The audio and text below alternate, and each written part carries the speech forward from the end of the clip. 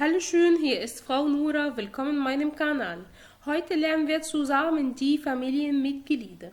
أهلا بيكم في قناتي، والنهاردة هنتعلم مع بعض أفراد العائلة. Los geht. يلا بينا نتعلم أفراد العائلة بالألماني. طيب، أول حاجة عندي الجد der Großvater. حاول تسمع وتكرر ورايا. der Großvater. بعد كده عندنا هنا الجدة die Großmutter. die Großmutter. عندنا الأب der Vater. der Vater. الأم die Mutter. die Mutter.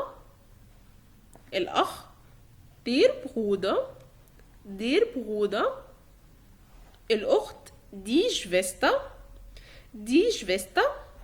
الابن der Sohn. der Sohn. البنت die Tochter.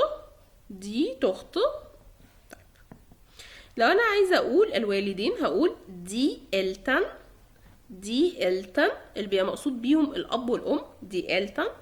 لو عايزة أقول الجدان هقول die Großeltern. die Großeltern. بنقسم Großeltern. طيب.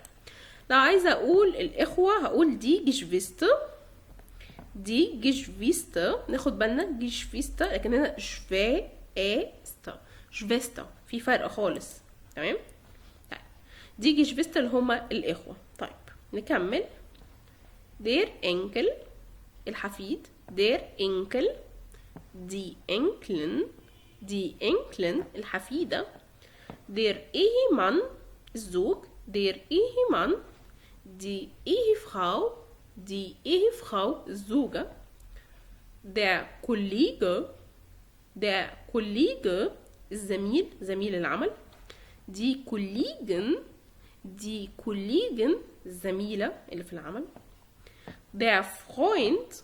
der Freund صديق. die Freundin.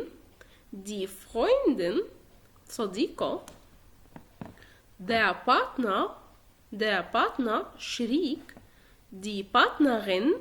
die Partnerin شريكة. أشوفكم فيديو تاني. أقدر أقولكم دلوقتي tschüss und bis bald.